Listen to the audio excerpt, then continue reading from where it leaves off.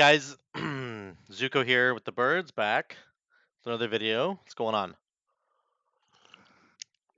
I got my coffee. I don't know my scarf. Wait, hold on. I can put my scarf on. Almost forgot to put my scarf on. It's my fault. Okay, we're ready. What's going on? Hope everybody's having a good day. Today, we're looking at Protection Paladin.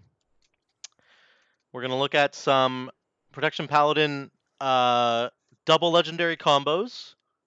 We're going to look at the set bonus that's coming in for Prot Paladin, how it affects our rotation, is it going to change our gameplay, and I'm going to show you guys some of the interactions between the legendaries, and what I think is potentially strong moving into 9.2, as we've sort of well know at this point. In 9.2, you can do 2 legendaries, 1 Covenant legendary, and 1 normal legendary. So, what are the good combinations we're looking at for Protection Paladin? And by and large, one of the biggest things we're looking at actually is how much damage can we do as a tank, but also how well can we survive? And if we want to survive in a dungeon, let's say, or in a raid, what are the best kinds of combinations that we should go for? Because it's important to. I want to say this just right up front. It's a really big part of the meta for tanks and for healers to be doing as much damage as humanly possible.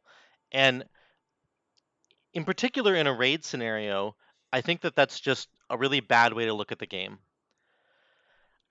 In Mythic Plus, unfortunately, in my opinion, the game is designed in such a way that you sort of need to be doing a lot of damage as a tank. I'm not saying it isn't fun to do damage as a tank. Don't get me wrong here. I'm just saying that the design implications of this damage focus on tanks and on healers is sort of a bad way for the game to go, because it reduces the power, it reduces the flexibility of the builds you can go. Legendaries like Ardent Protector and Reign of Endless Kings sort of lose some value. Some of the utility legendaries like Uther's Devotion lose their value because they don't add any damage to your kit as a tank. And I just think that's kind of sad. I think that reducing the value of these pure protection or pure utility legendaries and playstyles is sort of a bad thing for the game.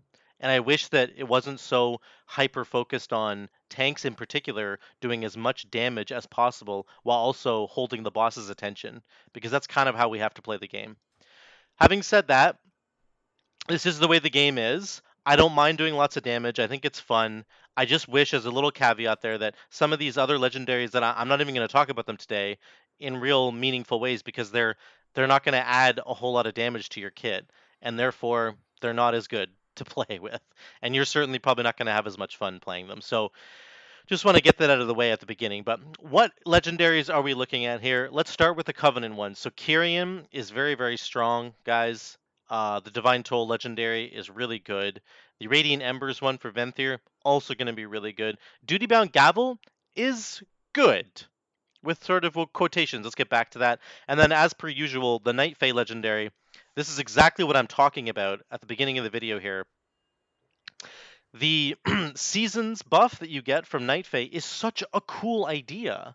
I love the idea of granting a blessing to allies every like 45 seconds, and it's this cool seasonal buff, and it's like sometimes it improves healing, sometimes it adds a little bit of damage, sometimes it improves, your defense or whatever. Like, that's a really cool idea. It makes you think about the game in a different way, but it's useless. It's just not powerful enough to compete with these other legendary choices. Um, just the base ability itself, the Blessing of Seasons ability, is just not as good as Vanquisher's Hammer. It's not as good as Ashen Hallow. It's not as good as Divine Toll. So, anyway, that's my rant. My rant's over. I wish that these were stronger.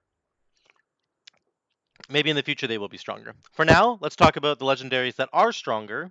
Let's start with the Kyrian one. What is a good pairing of legendaries to go with the Divine Toll legendary. First of all, Divine Toll, I've got it here. Obviously, it's going to throw out 1,000,000 Avengers shields, and they're going to bounce around. Very, very good in Mythic Plus. Loses a bit of value in Raid because it doesn't bounce as many times, but it's still good. But in Mythic Plus, it's incredible. The most obvious combination, if you're looking at doing more damage as a prop paladin, is the Bulwark of Righteous Fury, and I have this equipped right now. Nope, I don't. Yep, I do actually, right there. Sorry. I just misspoke. Bulwark. So your Avenger's Shield increases the damage of the next Shield of the Righteous by 30% for each target hit up to 5 times. If I just throw one Avenger's Shield, I have 5 of these buffs ready to go. My next Shield of the Righteous does 150% more damage. So boom. See that wave? That's the damage right there. That Shield of the Righteous just did 14,000 damage. So in Mythic Plus, hands down, if you're looking to pump the meters, pump more damage, the Divine Toll legendary that you're going to be able to get with Kyrian, plus the Bulwark legendary, it's going to be amazing. You can throw this out, generate some holy power, and pop the first one, then pop Divine Toll, and you immediately have a second one ready to go. Pop that again, and then get another Avenger Shield. There we go, we're ready to go, and pop it again. Like, I'm doing 16k damage. Like, look at this. Shield of the Righteous just did 80,000 damage, guys. It's insane. It's so insane. This legendary, I don't even have both legendaries yet. Like, once you have this plus this, you're gonna get that free Avengers Shield that goes out, and if it hits 5 targets, it generates a holy power for you, and then your next Shield of the Righteous just does 150% more damage. So, if you're looking to pump damage in a dungeon, this is it, guys. This is going to be the combo you're looking for. Um, Another fun combo that I like to just do the full Captain America build is to go Divine Resonance with this one, the Holy Avengers Engraved Sigil. So your Avenger Shield is a 35% chance to have its cooldown instantly used. This is more of a defensive build, and I'll show you why here. Let's do this. There we go, so I can see it a little bit better. So wait, there we go. So Holy Shield, doesn't matter. First Avenger is what we're looking at here. Avenger's Shield hits 2 additional targets, grants you an Absorb Shield. So this is like the go-to talent in Mythic Plus. I just did a bunch of Mythic Plus dungeons with our guild, and I'll show you some of the damage I did there. But obviously this is great because you can cast Avenger's Shield and get the cooldown back right away. Let me just see if I can get a proc. Well, whatever. It's actually going to take too long to get a proc. But the point is, this actually procs quite a bit. This is what I was using in my dungeons last night, by the way, with the group that I was running. I probably should have been running Bulwark, to be honest, but I wanted to be a little bit more defensive. I wanted to make sure that I was able to survive all the damage that was coming in from the dungeon, and just to make sure that I was never in danger of dying. And this is it, guys. This is so cool. There's multiple times in the dungeon where I get 3, 4, 5, 6 Avengers Shield procs in a row. You just keep pressing this button, and it keeps giving you a shield every single time, and it also hits more enemies. So it's just like it's like your best ability anyway. It's a really, really good ability. It also silences people, right? So there's some crowd control, extra crowd control there. There's extra damage. There's extra holy power generation because you just get to keep throwing it. It's very, very good. So that's also a combo you can do, and you'll just be spitting out Avengers shields like all the time, which is super cool. Those are the main two. I would say these are the two that you want to combine with the Kyrian Legendary. If you're looking for a DPS increase on the Bulwark side, if you're looking for a more defensive approach with the first Avenger talent, you're going to take this anyway, but this is a more of a defensive approach where you're really focused on pressing the Avenger shields, getting as much of a shield on yourself as possible. You can see in the dungeons that I did here, let's just look at the last Miss Saturna side I did. I look at my first Avenger healing.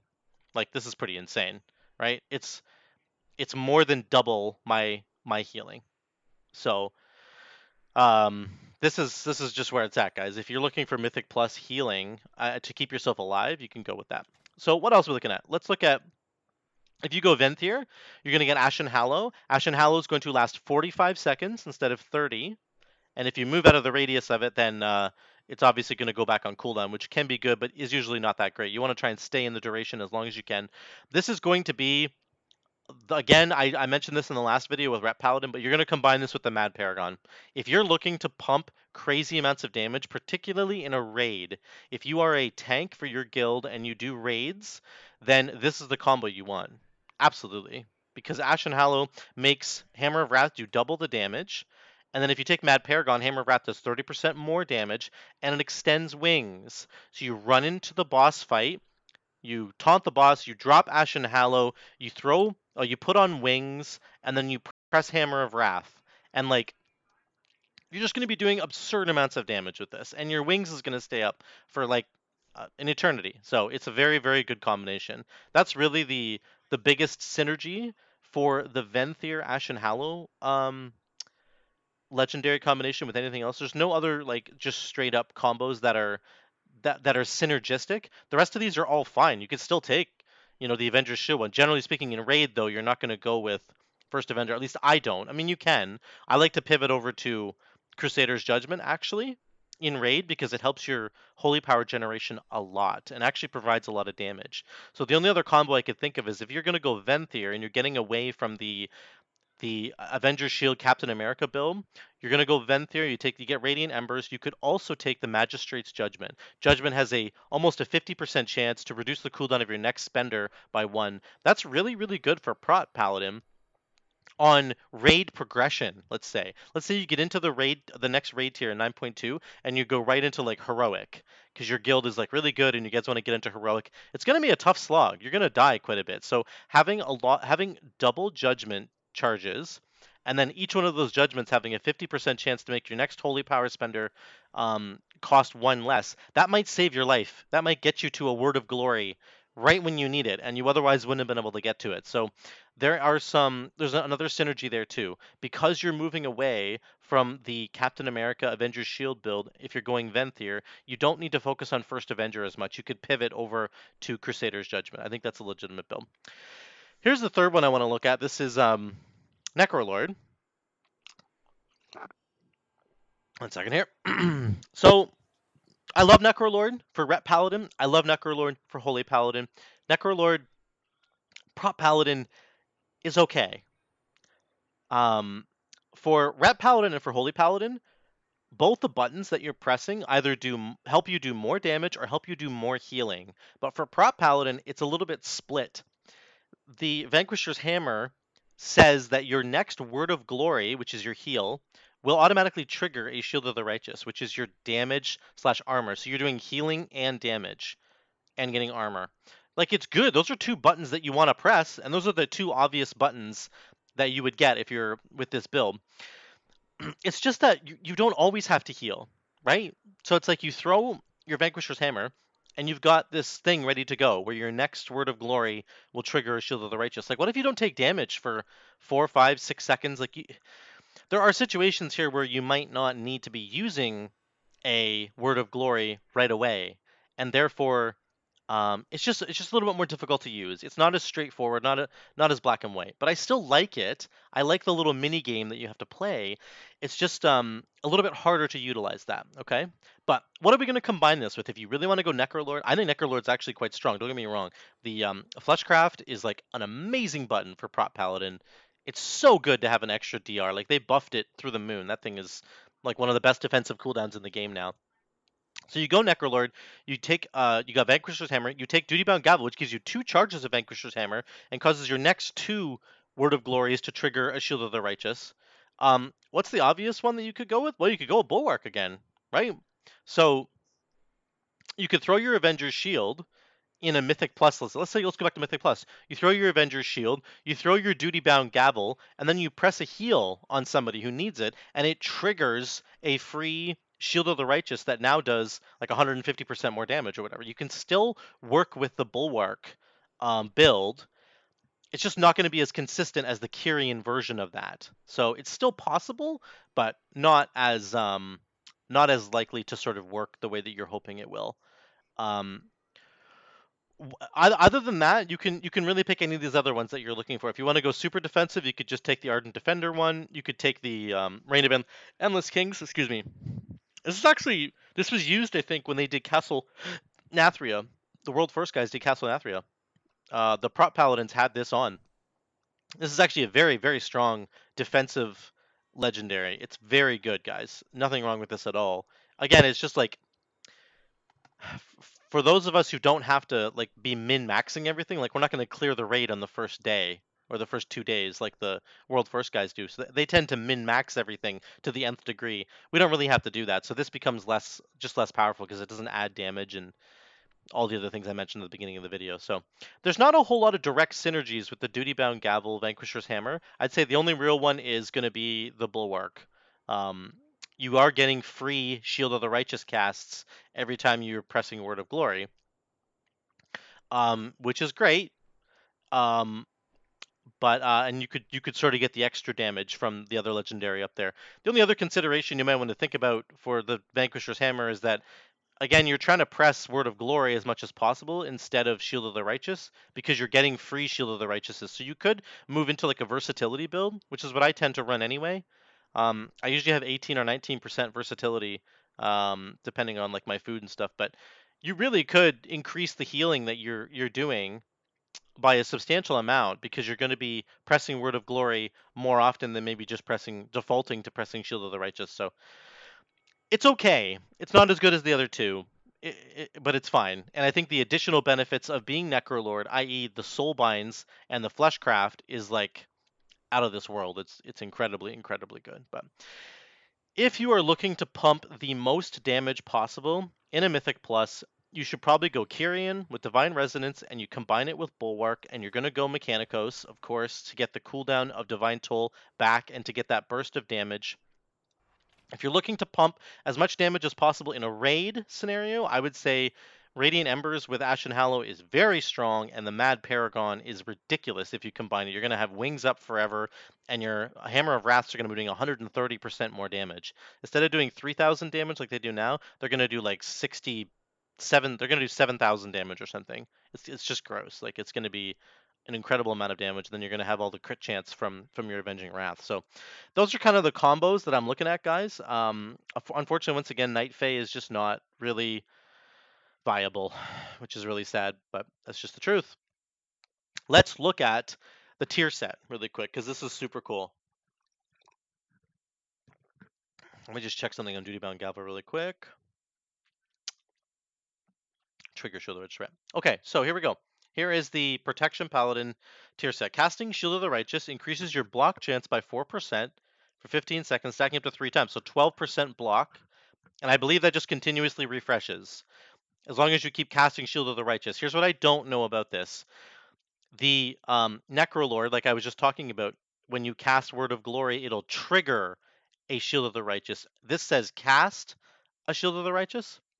So I don't know if that's a different if those two things are different. Obviously they're different words, but you know what I'm saying. Sometimes the coding with Blizzard, it's not always clear. So we need to test this out to see if the Duty Bound Gavel, if the Vanquisher's Hammer, when you throw it and then you cast Word of Glory and you get a free Shield of the Righteous, if that free Shield of the Righteous counts towards this 12% block that you're stacking up, that makes it better, I think. That makes Necrolord better because you're going to be refreshing this block chance up to 12% consistently. You're never going to drop it, which is great.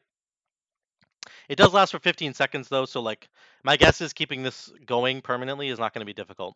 What's the 4-piece? Blocking an attack has a 33% chance to cast Judgment at your attacker. Now that is cool. That is really really cool. Blocking an attack has a 33% chance to cast a Judgment at your attacker. What does this mean? What are the implications of this? Well, we're looking at this legendary over here. I'm looking at the wrong one. This one, the Magistrate's Judgment. So like you could have this legendary now, and this feels like it goes up a little bit in priority because your block chance is going to be really high. And I'll show you block chance in a sec. And if you block something, you're going to throw a judgment. You have like almost a 50% chance to throw a judgment, which generates 1 holy power and reduces your next holy power spender by 1. So like there's some synergies there where you're in a Mythic Plus and you've got a huge block chance and you're just blocking judgment, judgment, judgment, judgment. Like you're gonna get this proc guaranteed, and you're gonna reduce the next spender that you have to that you're gonna use. So like there's something here. I think Magistrate's Judgment value I think goes up a little bit here. I'm not saying it's better than the other ones. I'm just saying it definitely feels like it goes up a little bit. The other thing I want to talk about is block chance. So like if you guys look at mastery for Prot Paladin, if you increase your mastery, it increases your block chance, just straight up. It also increases your damage and your damage reduction. Inside consecration, excuse me. The other thing you can look at is your talents. Holy Shield. I take this in all Mythic Plus. And actually, I was taking it in some of the raids too, but in raids, it's a little bit better to have Blessed Hammer because you want the free Holy Power generation. Like, Blessed Hammer is so incredibly good. Don't get me wrong. This is incredibly strong for the free Holy Power generation. But Holy Shield gives you 15% block chance, and you can block spells. Like, that is an incredible amount of defense there. It also does add some damage. It's probably yeah, Holy Shield. It did a little bit of damage. Does 2% more damage over the course of a dungeon, which is nothing too shabby. But really, it's the defensive side of this. My block right now is at 40%, and I'm not even prioritizing mastery at all on my character. Like I'm really not. I'm really trying for a versatility build, but I could put on gear that really prioritized mastery, and we could see how much of a difference that would make. There's 151 mastery there. You can see here. I'll just put this on. I'll put this on here. So look at my mastery right now. My mastery is at 17%. My block's at 40. If we put this ring on, I'm in combat still. Of course. Let's switch this out. Oh, I just fell off the edge. Oh my gosh, I almost died. That was funny. Was not looking where I was going, guys. Okay, let's put this ring on. Mastery's at 17%, block's at 40. Block goes to 43. Mastery goes to 22. This increases your damage, it increases your DR from consecration. Like, there's nothing wrong with mastery. I'm just sort of indexing into a versatility build right now, but you can see, guys, the block chance goes up. Let's say we had 43% block, and then we had this tier set on top. That's 12% more. That's 55% block now. Like, that's a lot. That's a lot of block. That's going to reduce whatever whatever is hitting you. It reduces the damage by 35%. So think of it this way: if you have 50% block, that means half the time you are taking 35% less damage from an attack. And because of Holy Shield, you can block spells, which means that this damage reduction applies to spells. So like, you're just taking 35% less damage from everything half the time. That's really good. That's really really good.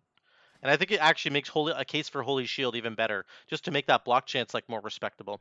Overall, this set is really really quite cool. I love the direction they're going in terms of indexing towards block, and I think that it also obviously encourages you to press Shield of the Righteous, or encourages you to perhaps trigger Shield of the Righteous.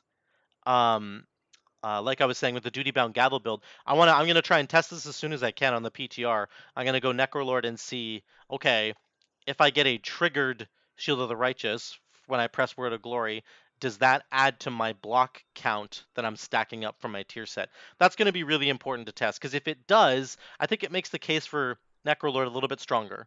I think ultimately, guys, if we're looking at the all these things put together, if you want the most Mythic Plus damage, you probably should go Kyrian with Bulwark. If you want the most raid damage and kind of healing, you should go obviously Venthyr plus Mad Paragon. If you want to go more of a defensive route, you could go Kyrian plus the Holy Avengers engraved sigil here to go the Captain America build with First Avenger in a Mythic Plus to keep yourself alive. And if you're looking for sort of the most defensive build possible, I would say sort of a pure defensive build, you can look at the Necrolord stuff and get the Fleshcraft and get all the bonuses from the conduits. There's a lot more defensive bonuses in the Necrolord kit. And then have the focusing on a versatility build, because that'll help your Fleshcraft shield as well. It counts as healing, so it gets buffed. You could go for a versatility build with the Vanquisher's Hammer, using Word of Glory as much as possible, getting the free Shield of the Righteous procs. And you could combine the Duty Bound Gavel with the Bulwark to get more damage if you want to get more damage. Or you could just combine it with something else that's more defensive if you really just want to be like the absolute rock and the immovable, unkillable tank. Then there's a possibility for you to do that too. So those are all the builds, guys. That's the tier set. Let me know what you guys think. I think that obviously Prop Paladin has never been weak, but I think there's going to be so many different build options going into 9.2. I'm really excited to see what everybody comes up with. I think that there's many viable choices. So don't get pigeonholed into thinking that you like have to go Kyrian because everybody always goes Kyrian or whatever. Experiment, guys. Definitely try and experiment. There's going to be lots of legendary choices, and it just sort of depends on the content that you want to tackle and what your goals are for your character. So let me know what you guys think, and I'll see you in the next one.